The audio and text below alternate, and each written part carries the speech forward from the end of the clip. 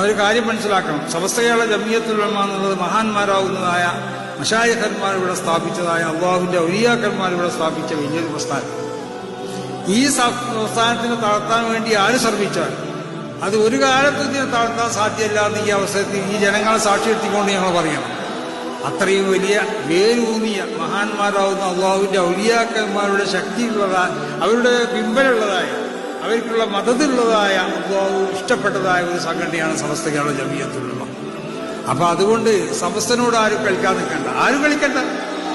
അത് ഏത് മുത്തദീങ്ങളാവട്ടെ, മുത്തദീങ്ങളല്ല, ഏത് പ്രസ്ഥാനക്കാരാണെങ്കിലും സമസ്ത കേരള ജംഇയ്യത്തുൽ ഉലമക്ക് ഒരു ലക്ഷ്യമുണ്ട്. അത് വിശുദ്ധമാവുന്നതായ ദീൻ, ആ ദീനിനെ ഇവിടെ നിലനിർത്തിക്കൊണ്ടുപോവുക. അത് മഹാന്മാരാവുന്നതായ സഹാബത്ത്, താബിഈങ്ങൾ, താബിഈങ്ങൾ, അതാണ് അസ്സാബിഖൂനൽ അവ്വലൂന മിനൽ മുഹാജിരീന വൽ അൻസാർ വല്ലദീന തബഉഹും ബിഇഹ്സാൻ.